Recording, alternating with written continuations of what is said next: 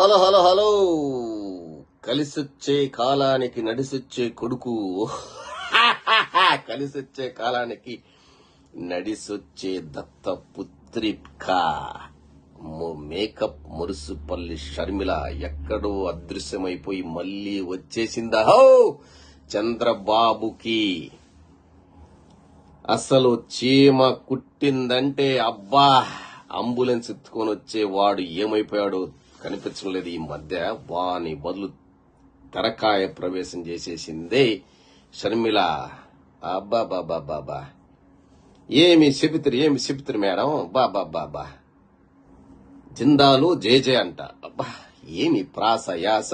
ఇదంట enquiry committee ఒక survey చేసిందంట.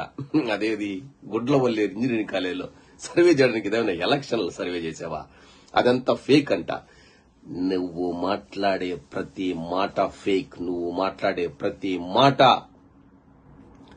నీ కుటుంబ పరువుని రోడ్డున పడేస్తూ ఒక ఉన్నత వ్యక్తికి పుట్టిన ఒక ఉన్నత కుటుంబంలో పుట్టావని అందరూ అనుకుంటున్నారు. ఒక ఉన్నతమైన వ్యక్తికి పుట్టి నువ్వు ఈ విధంగా రోడ్లోకి వచ్చి గబ్బు మాటలు మాట్లాడుతున్నావు. చిన్నప్పుడు మీ నాన్న నిన్ను బెల్టుతో పిర్రల మీద కొట్టింటే అప్పుడు తెలిసేది. నిన్ను అల్లారు ముద్దుగా తొడల మీద పెట్టుకునే ఆ మహానుభావుడు నీకు గోరుముద్దలు తినిపించాడు. నువ్వు ఎదిరిగితే అది ఇచ్చాడు.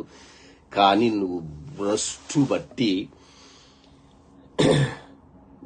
బట్టి మొగ్గుని చంపేసుకొని ముదనష్టపదాన మొగుణ్ణి వదిలేసి నీ సొంత మీ అమ్మ తమ్మునే చేసుకొని నువ్వు సొంత వాణ్ణి వదిలేసి తర్వాత వాడెవడో నార్త్ ఇండియా వంతు తిరుగుతుంటే ఈ సౌత్ ఇండియా వాడు సద్బ్రాహ్మణుడు దొరికాడు.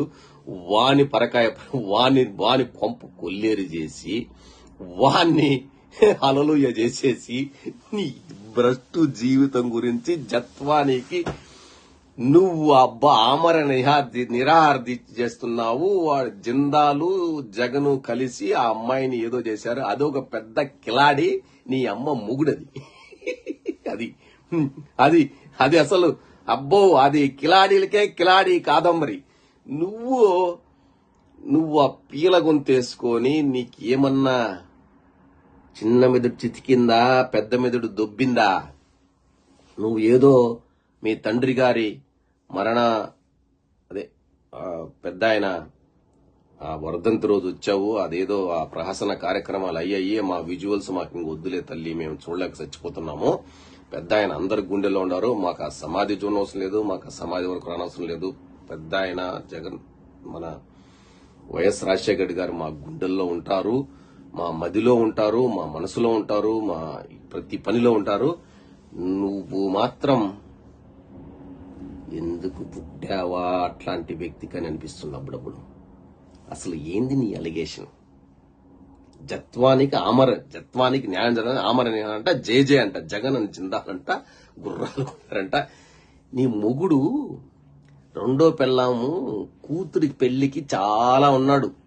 దాని మీద అక్కసు తీర్చుకోవడానికి నీ సొంత అన్ననే నువ్వు ఇట్లా రోడ్డు మీద వేస్తున్నావు. అంటే నువ్వు రెండో కూతురు పెళ్లికి పోతున్నావా లేదా? నీ మొగుడి మొదటి భార్య కూతురు పెళ్లికి నువ్వు వెళ్తున్నావా లేదా? వాడు పెళ్లి ఏర్పాట్లలో బిజీగా ఉన్నాడు. సరేలే, మీ కుటుంబ విషయాలు నాకెందుకులే గాని ముందు నీది సరిగ్గా చూసుకో. నువ్వు తర్వాత జిందాలు జగన్ తర్వాత చూద్దాం. ముందు నువ్వు జత్వానికి సంబంధించిన నువ్వెంత జఫ్వానో అందరికీ తెలుసు. నీ బతుకు జడ. ఎందుకు మనుషులు పుడతారో నాకు అర్థం కాదండి. ఎందుకు పుడతారో తెలియదండి.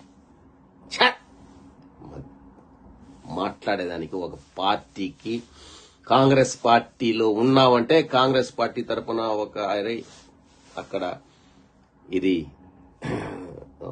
వరదలు వచ్చాయి, ఏదన్నా కొంచెం దేవుని నిన్న ప్రార్థించమని మీ హల్లెలూయా గాడు ఉన్నాడు కదా, వర్షాన్ని ఆపుతాను ఆమె ఏదో కింద గోలీకాయలు తెంపుతాను అంటారు కదా. మరి ఆ దరిద్రుడు 29వ తారీఖు వరదలు వచ్చాయి, ఆపచ్చు కదా. వాడు ఖమ్మం డిస్టిక్ నుంచి ఆ వరద అక్కడ ప్రాంతంలో వచ్చి బుడమేరులో వచ్చి ఇదంతా అయినాయి. ఆ దరిద్రుడు ఆ ఊరు నీ మొగుడు అక్కడే పుట్టాడు కదా, ఆడ ఆపిండొచ్చు కదా దరిద్రం. లేకంటే నీ మొడుకు తెలియదా? ఇంతమంది కళ్ళు లేనను కళ్ళు తెప్పించాడు, కాళ్ళు లేను కాళ్ళు తెప్పించాడు. అసలు ఇంత చిన్న ప్రళయాన్ని ఆపలేడా? అది మాట్లాడకుండా నువ్వేంటే వయ్యారి పాయసం, పచ్చ పాయసం వండుతున్నావు రేయ్. నీకుందిలేయ ముందు ముందు.